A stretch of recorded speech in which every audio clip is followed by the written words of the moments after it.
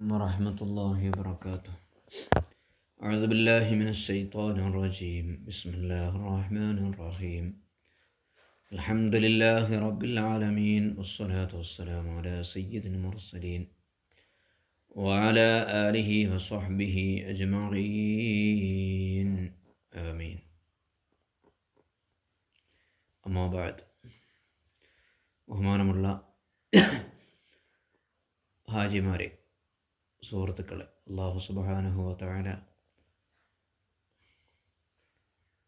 അവൻ്റെ കാരുണ്യവും മഗ്ഫിറത്തും ലഭിക്കുന്ന ഇഷ്ടജനങ്ങളിൽ നമ്മെ എല്ലാവരെയും ഉൾപ്പെടുത്തി തിരുമാറാവട്ടെ. അവൻ്റെ ഇഷ്ട അടിമകളുടെ കൂട്ടത്തിൽ അള്ളാഹു നമ്മെ ഉൾപ്പെടുത്തി തരട്ടെ. ദുനിയാവിലും ആഖിറത്തിലും അള്ളാഹു നമുക്ക് എല്ലാവിധ സൗഭാഗ്യങ്ങളും നൽകട്ടെ. നരകത്തിൻ്റെയും ഖബറിൻ്റെയും അദാബിൽ നിന്ന് അള്ളാഹു നമ്മളെ കാത്തുരക്ഷിക്കട്ടെ. മിനായിൽ കല്ലെറിഞ്ഞു അറവ് നടത്താറുണ്ടല്ലോ. നമ്മൾ അറവ് നടത്താൻ വേണ്ടി ചില ആളുകൾ ഗവൺമെൻറ്റിനെ ഏൽപ്പിക്കാറാണ്. നമ്മൾ തമത്തു നടത്തുന്നതുകൊണ്ടാണ് അറവ് നടത്തേണ്ടി വരുന്നത്. അതല്ലെങ്കിൽ വല്ല വാജിബാത്തുകളും അല്ലെങ്കിൽ നിഷിദ്ധമായ കാര്യങ്ങൾ ചെയ്താലും അറവ് നടത്തേണ്ടി വരും. നിർബന്ധമായ കാര്യങ്ങളിൽ നിന്ന് ഏതെങ്കിലും ഒന്ന് ഒഴിവാക്കിയാലും അറവ് നടത്തേണ്ടി വരും. ചെയ്യാൻ പാടില്ലാത്ത കാര്യങ്ങൾ വല്ലതും ചെയ്താലും അറവ് നടത്തേണ്ടി വരും. അതൊക്കെ നമുക്കറിയാം. അതൊന്നും അല്ലാതെ ഉളുഹിയ തറക്കുന്ന ആൾക്കാരുണ്ട്, അത് സുന്നത്താണ്.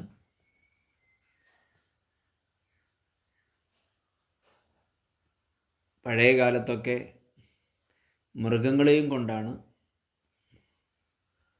ആളുകൾ ഹജ്ജിന് പോയിരുന്നത്. നാട്ടിൽ നിന്ന് തന്നെ മൃഗങ്ങളെയും തുടിച്ച് പോകും, എന്നിട്ട് ഹറമിൽ കൊണ്ടുപോയിട്ട് ഇറക്കും. അതിന് ഹദീ എന്ന് പറയാം, പരിശുദ്ധ ഖുർആനിലൊക്കെ പറഞ്ഞിട്ടുണ്ട്. ഫിദിയ എന്നാണ് ഞാൻ പറഞ്ഞത്. നിർബന്ധമായ കാര്യങ്ങൾ ഒഴിവാക്കി ഹറാമായ നിഷിദ്ധമായ കാര്യങ്ങൾ വല്ലതും ചെയ്താലൊക്കെ ഉള്ള ഫിദിയ. ചിലപ്പോൾ 1-2 ചെയ്താൽ 2 ഫിദിയ കൊടുക്കേണ്ടി വരും. അങ്ങനെയൊക്കെ ഉണ്ട്. അപ്പോൾ ഒരു അറിവില്ലാത്ത ആൾക്കാർക്ക് ഉളുഹിയത്തിൻ്റെ അറിവ് നടത്താം.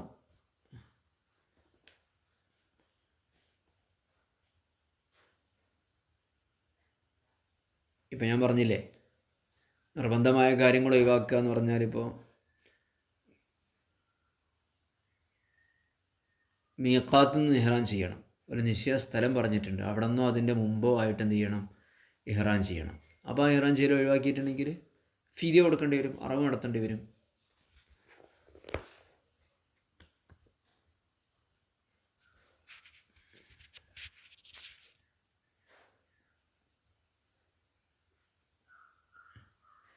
എന്തെങ്കിലുമൊക്കെ സംഭവിച്ചു പോയിട്ടുണ്ടാവുമോ എന്ന് എഴുതിയിട്ടൊന്നും അറക്കണ്ട. നിശ്ചിതമായിട്ട് സംഭവിച്ചതിന് മാത്രമേ അറക്കണ്ടുള്ളൂ.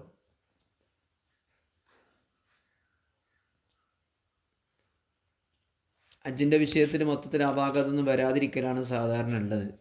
സുന്നത്തുകളൊക്കെ കുറേ നഷ്ടപ്പെടുമെന്നല്ലാതെ നിർബന്ധമായ കാര്യങ്ങളൊന്നും പൊതുവെ നഷ്ടപ്പെടില്ല. മുസ്ദലിഫയിൽ രാപ്പറക്കുക, അതൊക്കെ ഇപ്പം എന്തായാലും ഉണ്ടാവുമല്ലോ. അറഫയിൽ രാപ്പറക്കുക, മിനായിൽ രാപ്പറക്കുക, ഇതൊക്കെ ഉണ്ടാവും. ഇതിനൊന്നും നമുക്ക് നഷ്ടപ്പെടുന്ന സംഗതി ഇല്ല. പിന്നെ ജംറനെറിയ, ഇഫാദത്തിൻ്റെ തവാഫ്, സായി, ഇതൊക്കെ തന്നെയല്ലേ ഇപ്പോൾ ഉള്ളത്. ഇതൊന്നും ഇപ്പോൾ നമുക്ക് നഷ്ടപ്പെട്ടു പോകുന്ന കേസല്ലല്ലോ. അപ്പോൾ പിന്നെ അറവ് പൊതുവെ വരില്ല. തമത്തുവിനുണ്ട്. മക്കയിൽ തന്നെ ഇഹ്റാം ചെയ്യുന്ന ആളുകൾക്ക് തമത്തുവാണ്. രണ്ടാമത് മീഖാത്തിലേക്ക് പോകാതെ നമ്മൾ ഇഹ്റാം ചെയ്യുക. റൂമിൽ വെച്ച് ഇഹ്റാം ചെയ്യുക. അവരുടെ ഹജ്ജിൻ്റെ പേര് തമത്തു എന്നാണ്. അങ്ങനെ പേര് പഠിച്ചേക്കണമെന്നൊന്നുമില്ല, നമ്മൾ പൊതുവെ അങ്ങനെ ചെയ്യുക. കാരണം ലിജ 7 or 6 ഒക്കെ ആയി കഴിഞ്ഞിട്ടായിരിക്കും, 7-7നായിരിക്കും നമ്മൾ ഇഹ്റാം ചെയ്യുന്നത്. വലിയ തിരക്കായിരിക്കും, മക്കൻ്റെ പുറത്തേക്കൊന്നും പോകാൻ പറ്റില്ല. ആരെങ്കിലും പോയി നിൽക്കുക, പോകാനുള്ള സൗകര്യം കിട്ടി നിൽക്കുക, എന്നാൽ പിന്നെ അവരാരും അടുത്തും വേണ്ട. അയാൾക്ക് പോകാൻ അനുവാദമുള്ള ആളാണ്, പുറത്ത് പോകാൻ പറ്റുന്ന ആളാണ്, അയാൾക്ക് പോയി വരുന്നതുകൊണ്ട് പ്രയാസമൊന്നുമില്ല, നിയമപരമായ തടസ്സങ്ങളൊന്നുമില്ല. അയാൾ വില്ലേജ് 7ൻ്റെ ഒന്ന് പുറത്ത് പോയി അയാൾ ഇഹ്റാം ചെയ്ത് പോന്നാൽ പിന്നെ അയാൾക്ക് അറവിൻ്റെ വിഷയവുമില്ല. അറവ് നടത്തുമ്പോൾ ശ്രദ്ധിക്കേണ്ട ഒരു കാര്യം, ഇപ്പോൾ നമ്മൾ ഗവൺമെൻറ്റിനെ ഏൽപ്പിക്കുകയാണ്. ഗവൺമെൻറ്റിനെ ഏൽപ്പിക്കുക, അല്ലെങ്കിൽ വേറെ വ്യക്തികളെ ഏൽപ്പിക്കുക. മക്കത്ത് ഹറമിൻ്റെ അകത്ത് ആരെങ്കിലുമൊക്കെ താമസിക്കുന്നുണ്ടെങ്കിൽ അവരെ ഏൽപ്പിച്ചാലും മതി. ഇപ്പോൾ നമ്മളെ കുടുംബക്കാരോ മറ്റോ ഒക്കെ ഉണ്ടാവില്ലേ. അപ്പോൾ ഹറമിൻ്റെ അതിർത്തിക്കുള്ളിൽ വെച്ച് മാത്രമേ അറക്കാൻ പറ്റൂ. അവിടുത്തെ മിസ്കിന്മാർക്കാണ് അതിൻ്റെ അവകാശം. അതിപ്പോൾ നാട്ടുകാരായാലും വേണ്ടില്ല, നമ്മുടെ കേരളക്കാരായാലും വേണ്ടില്ല, വേറെ ഇന്ത്യക്കാരായാലും വേണ്ടില്ല, ഏതെങ്കിലും ജോലിക്കാരൊക്കെ ഉണ്ടാവില്ലേ, ആർക്കും ആവാം. ഹറമിൻ്റെ അതിർത്തിക്കുള്ളിലായിരിക്കണം. നമ്മളപ്പോൾ പറഞ്ഞല്ലോ മീന മറ്റൊക്കെ അതിർത്തിയാണല്ലോ, കുറേ സ്ഥലം ഉണ്ടല്ലോ മക്കയിൽ. ഈ ഹറമിൻ്റെ അതിർത്തി ഒക്കെ വളരെ ക്ലിയറാണ്.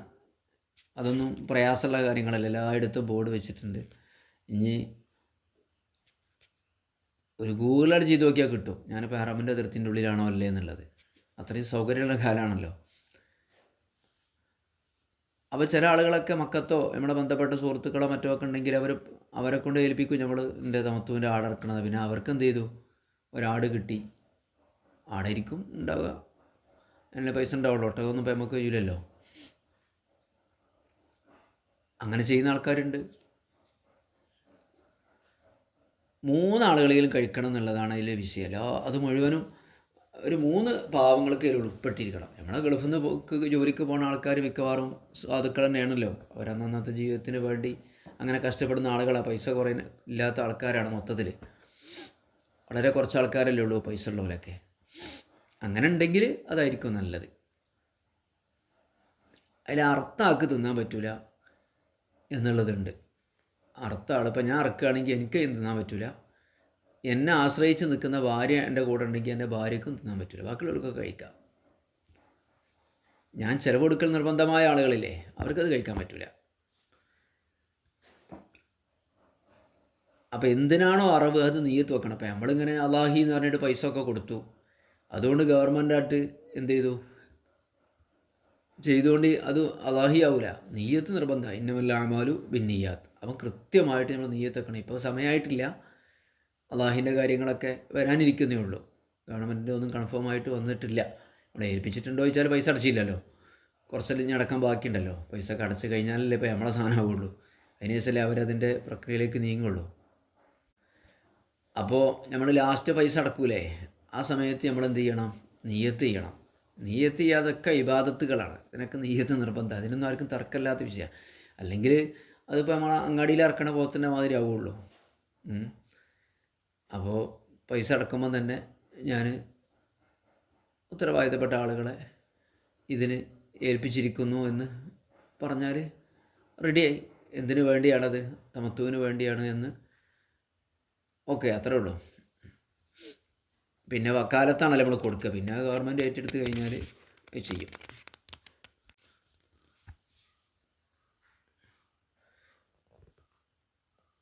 അപ്പോൾ മൊത്തത്തിൽ നമുക്ക് പറയാനുള്ള എന്താണെന്ന് വെച്ചാൽ, നമ്മളെ കിതാബെന്ന് പറയുമ്പോൾ ഇനി നിയമപരമായിട്ട് എങ്ങനെയെന്ന് എനിക്കറിയില്ല, വിശ്വസ്തരായ ആളുകളെ വക്കാലത്താക്കലാണ് ഏറ്റവും നല്ലത്. നേരിട്ട് പോയിട്ട് അറക്കാൻ ഹറമിലുള്ള പാവങ്ങൾക്ക് കൊടുക്കണം എന്നാണ് നിയമം. അപ്പോൾ ഹറമിൽ പാവങ്ങളുണ്ടല്ലോ. അപ്പോൾ ഈ മലയാളികൾ മറ്റെത്രയോ സാധുക്കളുണ്ടല്ലോ ജോലി ചെയ്യുന്നത്. അവർക്ക് 1500 2000 റിയാലിൽ ജോലി ചെയ്യുന്നതായിരിക്കും. അതന്നെ തികയില്ല. കുറേ കടങ്ങളും മറ്റുമൊക്കെ ഉള്ള ആളുകളായിരിക്കുമല്ലോ അധിക ഗൾഫുകാർ. അപ്പോൾ അവർക്ക് കൊടുക്കലാണ് നല്ലത് എന്ന് ഞാൻ പറയാണ്. നിങ്ങളത്, ഞാൻ നിയമവശം പറയാണ്, ഗവൺമെൻറ്റിനെ ഏൽപ്പിക്കാതെ. ഗവൺമെൻറ് അത് ഒരല്പം പോലും ഇവിടെ കൊടുക്കുന്നില്ല എന്നാണ് കേൾക്കുന്നത്. അത് പുറത്തേക്ക് തന്നെ കയറ്റുമതി ചെയ്യുകയാണ്. പക്ഷെ ഹറമിലാണ് അത് കൊടുക്കേണ്ടത്.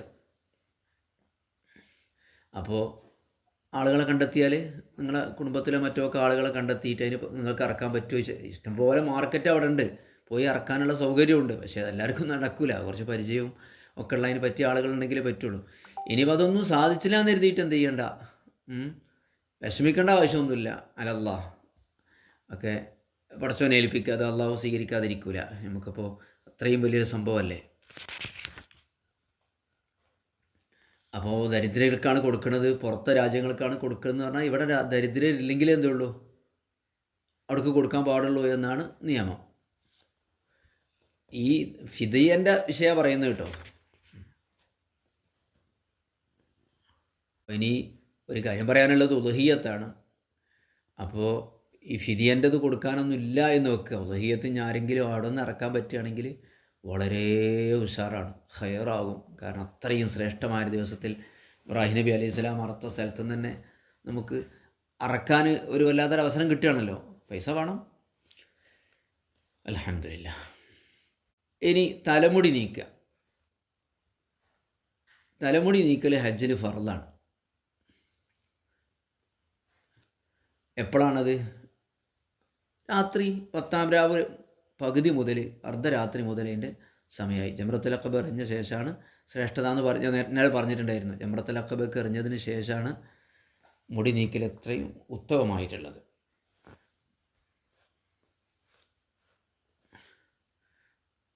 ഇനി ഒരു സംശയം ഉണ്ടാവും, നീണ്ടു തൂങ്ങിയ മുടിൻ്റെ അടിഭാഗം വെട്ടിയാൽ മതിയാകും. മതി, കുറ്റി തന്നെ വെട്ടണമെന്നൊന്നുമില്ല. 3 മുടിയെങ്കിലും നീക്കണം. നെയ്യത്തൊന്നുമില്ല അതിന് പ്രത്യേകം കിട്ടോ, തഹല്ലുലല്ലേ. പിന്നെ ഹൈദ് നിഫാസൊക്കെ ഉള്ള ആളുകൾക്ക് എന്ത് ചെയ്യാൻ പറ്റും? തഹല്ലുലിൻ്റെ ഭാഗമായിട്ട് മുടി നീക്കുന്നതിന് കുഴപ്പമൊന്നുമില്ല, നീക്കണം. പിന്നെ അവർക്ക് തവാഫ് മാത്രമേ ബാക്കി ഉണ്ടാവുള്ളൂ ഹൈദ് നിഫാസൊക്കെ ഉള്ള ആളുകൾക്ക്. അതവർ ശുദ്ധിയായതിന് ശേഷം തവാഫ് ചെയ്യുക, ഇഫാദത്തിൻ്റെ തവാഫ് എന്നതിന് പറയാം. അപ്പം ഇനി തീരെ മുടിയില്ലാത്ത ആൾക്കാരാണെങ്കിൽ കത്തിരിക്ക അല്ലെങ്കിൽ കൊണ്ട് എന്ത് ചെയ്താൽ തലയിലൊന്ന് വടിച്ചാൽ മതി. അത്രേ സുന്നത്ത്, അത് സുന്നത്താണ് ചെയ്യുക. ഇനി വേറെ ആളെ മുടി വെട്ടി കൊടുക്കാൻ പറ്റും സ്വന്തം നീക്കണതിന് മുമ്പ്? അതിനും കുഴപ്പമില്ല. സ്വന്തം മുടിയെ നീക്കാൻ പാടില്ലാത്തുള്ളൂ. സ്വന്തം മുടി നീക്കുന്നതിന് മുമ്പ് സ്വന്തം മുടി നീക്കുന്നതിന് മുമ്പ് തന്നെ വേറെ ആൾ തന്നെ വെട്ടി കൊടുക്കുന്നതിന് കുഴപ്പമൊന്നുമില്ല. ഇനി മുടി നീക്കുന്നതിന് കുറച്ച് സുന്നത്തുകളൊക്കെ പറയുന്നുണ്ട്. അതിന് വേറെ ആളൊരാൾ വെട്ടിക്കൊടുക്കാം, സ്വന്തം നീക്കുന്നതിന് മുമ്പ് വെട്ടിക്കൊടുക്കുന്നതിന് കുഴപ്പമൊന്നുമില്ല എന്ന് പറയാം. ഇല്ല, അതിൽ കുഴപ്പമൊന്നുമില്ല കേട്ടോ. അത് ഒരു പ്രശ്നമില്ല വേറെ ആളെ മുടി നീക്കി കൊടുക്കുന്നിടത്ത്. അതൊന്നും ഇപ്പോൾ നമ്മളെ ഹജ്ജ് ഇഹ്റാമുമായിട്ട് ബന്ധപ്പെട്ട വിഷയമൊന്നുമല്ല. സ്വന്തം ചെയ്തിട്ടേ മറ്റേ ചെയ്യാൻ പറ്റുള്ളൂ എന്നുള്ളതൊന്നും ഒന്നിപ്പോൾ മനാസിക്കായിട്ട് ബന്ധപ്പെട്ടിട്ട് അതിൽ വലിയ കാര്യങ്ങളൊന്നുമില്ല. ഒരാൾക്ക് ഹാജി എന്ന രീതിയിൽ അയാൾക്ക് നിർബന്ധമായ കാര്യങ്ങൾ നിർബന്ധമാകും. അതിപ്പോൾ അതിൻ്റെ ഇടയ്ക്ക് പിന്നെ വേറെ ആളത് വെട്ടിക്കൊടുത്തു, കുട്ടീൻ്റെ വെട്ടിക്കൊടുത്തു, മുഹരീമല്ലാത്ത ഒരാളത് വെട്ടിക്കൊടുത്തു, അതൊന്നൊരു ഇതിനോട് ബന്ധപ്പെട്ട വിഷയമല്ല. കൺഫ്യൂഷൻ ഉണ്ടാക്കുന്ന ഒരുപാട് സംശയങ്ങളുണ്ടാകും. അതൊക്കെ സംശയം ചോദിക്കാതിരിക്കുക. അതൊക്കെ അടിസ്ഥാനപരമായ കാര്യങ്ങളാണ് മനസ്സിലാക്കുക. മുടി നീക്കണം, ആ മുടിയോട് നീക്കുക. അറക്കണമെങ്കിൽ അറക്കുക, ഏൽപ്പിക്കുകയാണെങ്കിൽ ഏൽപ്പിക്കുക. അത്ര തന്നെ ഉള്ളൂ. ഇപ്പം അതിന് കുറേ ഇങ്ങനെ ഉള്ളിക്കാട് ആലോചിച്ചാൽ പിന്നെ ആകെ വസ്വാസക്കാരം. ഇനി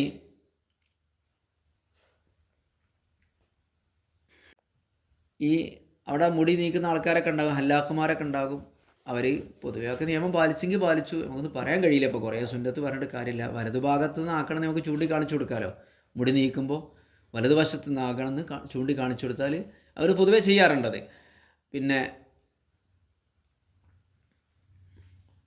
പിന്നെ ആ തലമുടി സ്ത്രീകളൊക്കെ ആകുമെന്നാണ് ഒന്ന് മറക്കൽ നിർബന്ധമാണ്. ആളുകൾ കാണുന്നിടത്ത് ഇടാൻ പാടില്ല എന്നുള്ളത് പ്രത്യേകം ശ്രദ്ധിക്കുക. സ്ത്രീകളെ മുടിയല്ലേ, പുരുഷന്മാരാണെങ്കിലും ആണുങ്ങളായാലും നമ്മളെ ശരീരഭാഗങ്ങളൊക്കെ കുഴിച്ചിടൽ സുന്നത്താണ്. പിന്നെ മുടി മിനായിൽ നിന്നാണ് നീക്കൽ സുന്നത്ത്, ഞാൻ പറഞ്ഞല്ലോ. അതിന് എവിടെ നിന്നായാലും കുഴപ്പമില്ല. പിന്നെ പുരുഷന്മാരെ സംബന്ധിച്ചിടത്തോളം തല മുണ്ടനം ചെയ്യലാണ് ഏറ്റവും ഉത്തമം.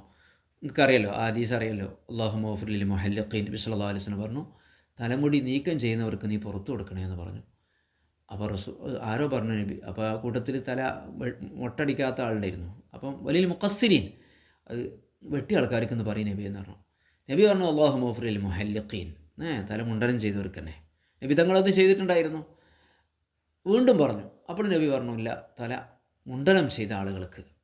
4ാമത് പറഞ്ഞു മുഖസ്സിരീൻ, തല വെട്ടിയ ആളുകൾക്ക് എന്ന് പറഞ്ഞു. റസൂലുള്ളാഹി സ്വല്ലല്ലാഹു അലൈഹി വസല്ലം തങ്ങൾ അത്യാവശ്യം മുടി വളർത്തുന്ന ആളായിരുന്നു. മിനായിൽ വെച്ചിട്ട് എന്ത് ചെയ്തു? മുടി നീക്കം ചെയ്തു. അതാകെ അങ്ങോട്ട് വിതരണം ചെയ്തു. ആളുകൾക്ക് കാത്തിരിക്കുകയായിരുന്നു നബി സല്ലല്ലാഹു അലൈഹി വസല്ലം തങ്ങളുടെ മുടി കിട്ടാൻ വേണ്ടി. ജീവിതത്തിൽ അവർക്ക് കിട്ടിയ, നബിൻ്റെ കൂടെ ഹജ്ജ് ചെയ്തതിൽ കിട്ടിയ ഏറ്റവും വലിയ സൗഭാഗ്യമായിരുന്നു നബി തങ്ങളുടെ മുടി ആളുകൾക്ക് ഓഹരി ചെയ്യാൻ കിട്ടി എന്നുള്ളത്. ആളുകളത് പൊന്നുപോലെ സൂക്ഷിച്ചു.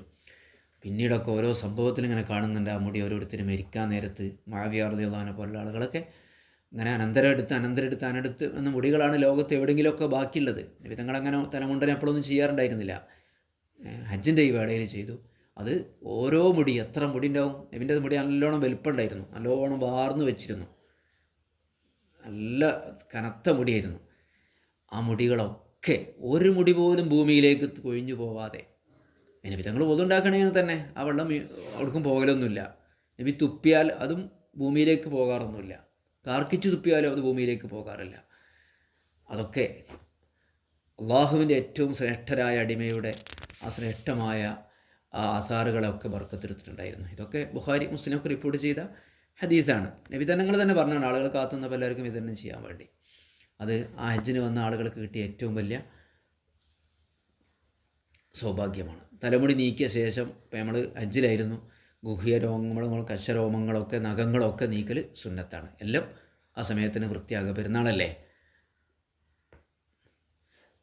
അറവിൻ്റെ ശേഷമാണ് ചെയ്യേണ്ടതെന്ന് പറയുമ്പോൾ അറവ് എപ്പോഴാണ് നടത്തുക നമുക്ക് അറിയാത്തതുകൊണ്ട് അതിന് നമ്മൾ കാത്തിക്കണ്ട. അത് ബുദ്ധിമുട്ടായിരിക്കും. ഗവൺമെൻറ് എപ്പോഴാണ് അറക്കണേ നമുക്കറിയില്ല. പിന്നെ ഒരു ദുആ സമയത്തൊക്കെ സുന്നത്തുണ്ട്. ഇതൊക്കെ ഒരു വലിയ ഹജ്ജിൻ്റെ ഭാഗമായിട്ടുള്ള വലിയ കാര്യങ്ങളാണല്ലോ. പിന്നെ ഖിബലയിലേക്ക് തിരിഞ്ഞിരിക്കണം, തക്ബീർ ചെല്ലുക, ഇതൊക്കെ സുന്നത്താണ്. അല്ലാഹു അക്ബർ. ഞാനിത് പറഞ്ഞു പോവാണ്. എന്താ വെച്ചാൽ ഇനി ആ സമയത്ത് നമുക്ക് ഓർമ്മ ഉണ്ടാവണമെന്നില്ല. എന്നാൽ പോലും ഈ മുടി നീക്കുന്ന നേരത്ത് ഖിബലയ്ക്ക് തിരിഞ്ഞിരിക്കുക, വലതുവശത്തു നിന്ന് തുടങ്ങുക, മുടി നീക്കിയതിന് ശേഷം നഖം മുറിക്കുക, മറ്റ് കശരോമങ്ങളും മറ്റുമൊക്കെ വെട്ടി വൃത്തിയാക്കുക. പിന്നെ എത്രയാണോ കൂലി പറഞ്ഞത് അതവിടെ കൊടുക്കുക. അതന്നെ.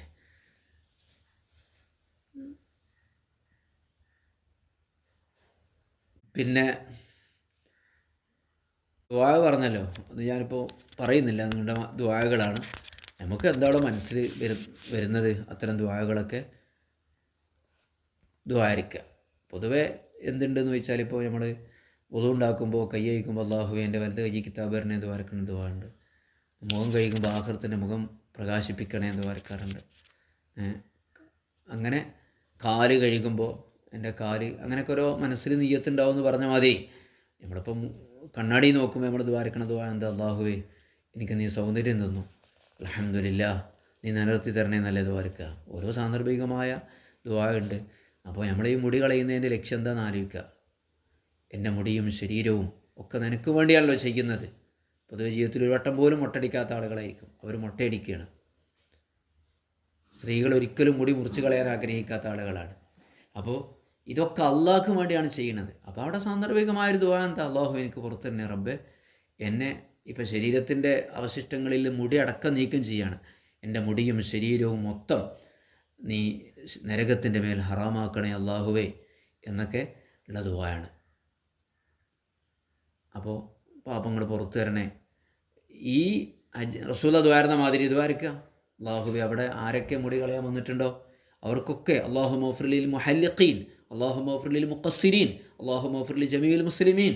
ഈ അറഫാ ദിനത്തിൽ ഇന്നത്തെ ദിവസത്തിൽ ഒരുമിച്ച് കൂടാൻ, ഈ വലിയ പെരുന്നാളിൻ്റെ ദിവസത്തിൽ ഒരുമിച്ച് കൂടാൻ അല്ലാഹു ഇവിടെ ആർക്കൊക്കെ അവസരം കൊടുത്ത ഹാജിമാരും ഉംറക്കാരുണ്ടോ അവർക്കൊക്കെ പുറത്തു കൊടുക്കണേ എന്ന് പറയുക. കാരണം അതിൻ്റെ ലാസ്റ്റ് സമയമാണല്ലോ. പിന്നെ പറയണ്ടല്ലോ റസൂലുള്ളാഹി സ്വല്ലല്ലാഹു അലൈഹി വസല്ലം സ്വലാത്തില്ല, തുടക്കത്തിൽ അൽഹംദുലില്ലാ എന്ന് പറയാം. അതെല്ലാ സമയത്തും വേണം.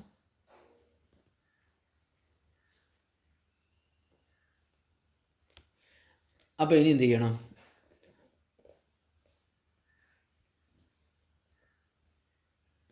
അന്ന് തന്നെയാണ് ഇപ്പോൾ വലിയ പെരുന്നാൾ നിസ്കാരം, അതൊക്കെ അവിടെ നടക്കും. അതിലൊക്കെ കൂടാം. ഇനി നമുക്ക് ബാക്കിയുള്ളത് തവാഫുൽ ഇഫാദയാണ്. അത് ചെയ്യാതെ നമ്മളെ ഹജ്ജൊന്നും എന്താവില്ല, പൂർത്തിയാവില്ല. ഇഫാദത്ത് എന്നുള്ള വാക്കിനർത്ഥം വേർപിരിയുക എന്നാണ്. ആ തവാഫ് കയ്യലോടുകൂടി ആളുകൾ എന്ത് ചെയ്യും? വേർപിരിയാൻ തുടങ്ങും. അതുവരെ ഒന്നിച്ചായിരുന്നു. മിനായിൽ ലോകം ഒന്നിക്കുകയായിരുന്നു. ലോകത്തെ എല്ലാ രാഷ്ട്രങ്ങളുടെയും മനുഷ്യന്മാർ ഒന്നിച്ചു. അതുപോലെ അറഫയിൽ ഒന്നിച്ചു, മുസ്ദലിഫയിൽ ഒന്നിച്ചു, വീണ്ടും മിനായിൽ ഒന്നിച്ചു. ഇനി പിരിയാനുള്ള സംഭവമാണുള്ളത്. ഞങ്ങൾക്ക് എല്ലാവരും ഇങ്ങനെ പിരിയാണ്. ഇനി മിനായിൽ ഇപ്പോൾ 2 ദിവസം ഉണ്ടാവും, ചിലപ്പം 3 ദിവസം ഉണ്ടാവും. ഇങ്ങനെ കഴിഞ്ഞു, ലാസ്റ്റ്ക്കെത്തി. ഇനി നമുക്ക് മിനായിൽ രാപ്പാർക്കലും ഇഫാദത്തിൻ്റെ തവാഫുമായി ബന്ധപ്പെട്ട കുറച്ച് കാര്യങ്ങളാണ് പറയാനുള്ളത്. അതിനിടയ്ക്ക് ഞാൻ ചെറിയൊരു സംഭവം പറഞ്ഞിട്ട് അവസാനിപ്പിക്കാം. എന്താണെന്ന് വെച്ചാൽ ഇന്നലെ പറഞ്ഞതിൻ്റെ ബാക്കിയാണ്. ആളുകൾ ഈ ഹജ്ജ് എന്ന് പറയുന്നത് മുഴുവൻ ചരിത്രമാണല്ലോ. ഹജ്ജ് എന്ന് പറയുന്നത് മുഴുവൻ ചരിത്രമാണല്ലോ. അപ്പം ഇന്നലെ ഞാൻ പറഞ്ഞിട്ടുണ്ടായിരുന്നു, സംസം വെള്ളം മൂടിക്കിടക്കുകയായിരുന്നു. അത് കുഴിച്ചെടുത്തത് ആരാണ്? ശരിക്ക് ഒരുപാട് കാലം കാബ അടക്കം മൂടിക്കിടന്നിട്ടുണ്ടായിരുന്നു. കാബ അല്ലാഹു തആല ഭൂമിയിൽ ആദ്യം ഉണ്ടാക്കിയ ഭവനാണ്. പക്ഷേ അത് നൂഹ് നബി അലൈഹി ഇസ്ലാമിൻ്റെ പ്രളയ കാലഘട്ടത്തോ മറ്റോ അത് മണ്ണിനടി മൂടിക്കിടന്നിട്ട് ഒരു ഒരു മണ്ണിൻ്റെ കൂമ്പാരായിരുന്നു അവിടെ ഉണ്ടായിരുന്നത്. എന്നും ആളുകൾ അവിടെ വരും, ദ്വാരക്കും ഉത്തരം കിട്ടുമെന്നുള്ളതാണ്. എന്നതുപോലെ ഈ സംസമും നൂറ്റാണ്ടുകൾ മൂടിക്കടന്നതിന് ശേഷം ബഹുമാനപ്പെട്ട അബ്ദുൽ മുത്തലിബ് എന്നവരാണ് അത് കുഴിച്ചെടുക്കുന്നത്. അതിൻ്റെയൊക്കെ സംഭവം വല്ലാത്തൊരു സംഗതിയാണ്. 3 ഉറവകളാണ് ഇതിലുള്ളത്. ഒന്ന് റുക്കുനുൽ അസ്വദ്, നമ്മളെ അജറുൽ അസ്വദിൻ്റെ ഭാഗത്തുനിന്ന് വരുന്ന ഒരു ഉറവുണ്ട്. അതേമാതിരി അബൂ ഖുബൈസ് പർവ്വതം ഉണ്ടല്ലോ, നമ്മളെ സഫാ പർവ്വതം. സഫ എന്ന് പറയുന്ന ആ കൊച്ചു പർവ്വതം അബൂ ഖുബൈസ് പർവ്വതത്തിൻ്റെ തൊട്ട് താഴെയാണ്. പിന്നെ ഒരു ഉറവ് വരുന്നത് നമ്മളെ മറുവല്ലേ, ഖ്വാൻ പർവ്വതം, അത് മറുവൻ്റെ അവിടെയുള്ളത്. ഞാനങ്ങനെ ആലോചിക്കുകയാണ്, അതൊക്കെ മനസ്സിലാക്കേണ്ടതാണ്. ഈ 2 പർവ്വതം ഉണ്ടല്ലോ, ഈ കാബിൻ്റെ 2 ഭാഗത്തുള്ള സഫ തുടങ്ങുന്ന പർവ്വതവും മറുവ തുടങ്ങുന്ന പർവ്വതവും കൂറ്റൻ പർവ്വതമാണ്, വലിയ പർവ്വതമാണ്. ഒരുപാട് അത്ഭുതങ്ങൾ അല്ലാഹു തആല അതിൻ്റെ ഉള്ളിൽ സൂക്ഷിച്ചിട്ടുണ്ട്. കാബയുമായി ബന്ധപ്പെട്ടിട്ടൊക്കെ ഉള്ള ഒരുപാട് അത്ഭുതങ്ങൾ. സമയം കഴിയുന്നതുകൊണ്ട് ആ സംഭവം ഞാൻ പറയാം. അതിൻ്റെ ഇടയ്ക്ക് ഞാനിങ്ങനെ പറയാൻ വിചാരിച്ചിരുന്ന സമയമല്ല. ഈ ബിംബാരാധന എങ്ങനെയാണ്? ഇപ്പോൾ ഇബ്രാഹിം നബി അലൈഹി സ്വലാം സ്ഥാപിച്ച ഈ ബിംബാരാധന നിർമ്മാർജ്ജനം ചെയ്ത് ഭൂമിയിൽ സ്ഥാപിച്ച അവിടെ എങ്ങനെ വീണ്ടും ഹജ്ജും ബിംബാരാധനയും രണ്ടും കൂടി ഒരുമിച്ച് കൂടിയത് എന്നൊരു ചോദ്യം പല ആൾക്കാർക്കുണ്ട്. ഹജ്ജും ഉണ്ട്, ബിംബാരാധനയുണ്ട്. ഇബ്രാഹിം നബി അലൈഹി സ്വലാം സ്ഥാപിച്ച മിനായും അറഫയും ഒക്കെ ആളുകൾ ഉപയോഗിക്കുന്നുണ്ട്, മക്കക്കാർ ലോകത്തിലാരോ. അതോടുകൂടി അതിൽ ബിംബങ്ങൾ നിറയുകയും ചെയ്തു. 300 ചില്ലാനം ബിംബങ്ങൾ നിറഞ്ഞു. മക്ക മൊത്തം ബിംബങ്ങൾ കൊണ്ടു. അന്നങ്ങനെ വന്നത്? രണ്ടും കൂടി എങ്ങനെ ഒരുമിച്ചത്? ഇബ്രാഹിം നബിൻ്റെ മാർഗ്ഗത്തിലാണ് താനും. ഇതിൻ്റെ ഒരു ഭയങ്കര രസകരമായൊരു സംഭവമാണ്. ഇൻഷാ അല്ലാഹ് ഞാൻ നാളെ പറഞ്ഞുതരാം. ഇപ്പം ഞാൻ പറയുന്നത് ഈ 2 പർവ്വതം ഉണ്ടല്ലോ, ഈ 2 പർവ്വതങ്ങൾക്ക് അഖ്ഷബാൻ എന്നാണ് പറയാം. ഈ അഖ്ഷബാൻ എന്ന് പറയുമ്പോൾ പെട്ടെന്ന് നമുക്ക് ചരിത്രത്തിൽ എന്താണെന്ന് മനസ്സിലാവില്ല. റസൂലുള്ളാഹി സ്വല്ലല്ലാഹു അലൈഹി വസല്ലം തങ്ങൾ മക്കയിൽ നിന്ന് ഈ ഖുറൈശികളുടെ പ്രയാസം സഹിക്കവയ്യാതെ ത്വായിഫിലേക്ക് പോയൊരു സംഭവം ഉണ്ടായിരുന്നല്ലോ. അവിടുന്ന് ആളുകൾ സ്വീകരിക്കാതെ അവിടുത്തെ ചെറിയ കുട്ടികളെയും ഭ്രാന്തന്മാരെയും ചെറുക്കന്മാരെയും റൗഡി സംഘത്തിനൊക്കെ ഏൽപ്പിച്ചിട്ട് കല്ലെറിഞ്ഞ് അള്ളാഹു റസൂൽ സ്വല്ലല്ലാഹു അലൈഹി വസല്ലം തങ്ങൾ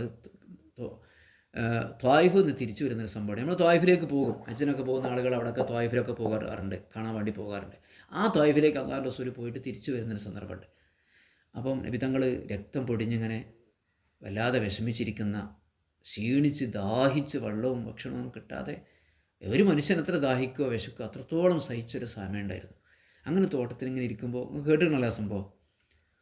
ഒരു മലക്ക് വന്നു, പർവ്വതങ്ങൾ കൊണ്ട് ഏൽപ്പിക്കപ്പെട്ട മലക്ക്. ഒരിക്കലും മീക്കായിൽ ഇസ്ലാം ആയിരിക്കാം, അല്ലെങ്കിൽ വേറെ ഏതൊരു മലക്കായിരിക്കാം. മൂപ്പര് വന്നിട്ട് നബിയെ, അള്ളാഹു എന്നെ പറഞ്ഞത് അങ്ങേ അടുത്തേക്ക്. എന്തിനാണെന്നറിയോ? ആ 2 പർവ്വതമല്ലേ അഖ്ഷബാൻ പർവ്വതം, അത് രണ്ടും കൂടെ കൊണ്ടുപോയിട്ട് ആ ത്വായിഫുകാരുടെ മുകളിലേക്ക് അങ്ങിട്ട് നശിപ്പിക്കാൻ അള്ളാഹു അങ്ങയോട് സമ്മതം ചോദിക്കാൻ വേണ്ടി പറഞ്ഞിട്ടുണ്ട്. ഈ 2 പർവ്വതമാണത്. അബൂ ഖുബൈസ് പർവ്വതവും സഫൻ്റെ മുകളിലുള്ള പർവ്വതവും മർവൻ്റെ മുകളിലും. ഈ 2 പർവ്വതത്തിനെ കുറിച്ചാണ് പറയാം. നോക്കി നിങ്ങൾ ആ പർവ്വതത്തിൻ്റെ പ്രത്യേകത. ഞാൻ നേരത്തെ പറഞ്ഞിരുന്നു, സബീർ പർവ്വതത്തിനെ കുറിച്ച് ഞങ്ങളോട് പറഞ്ഞല്ലോ, വല്ലാതെ ഇളകിക്കളഞ്ഞു. നമ്മൾ കാണുന്ന പർവ്വതമാണോ? ഓക്കെ. അപ്പോൾ റസൂലുള്ളാഹി സ്വല്ലല്ലാഹു അലൈഹി വസല്ലം തങ്ങൾ പറഞ്ഞു, ലാ വേണ്ട. ഒരു പർവ്വതേ അള്ളാഹിൻ്റെ റസൂലിൻ്റെ ആദരിച്ചിട്ട് അള്ളാഹു ഒരു മലക്കനെ പറഞ്ഞു വെച്ചിട്ട് 2 പർവ്വതം എന്ന് പറഞ്ഞാൽ കൂറ്റൻ പർവ്വതങ്ങളാണ്. അതിൻ്റെ കുട്ടി പർവ്വതങ്ങൾ ഇഷ്ടം പോലെ ഉണ്ട്, ചെറിയ കൊച്ചു പർവ്വതങ്ങൾ. നമ്മുടെ നാട്ടിലൊക്കെ പർവ്വതങ്ങൾ അങ്ങനെ തന്നെയാണല്ലോ.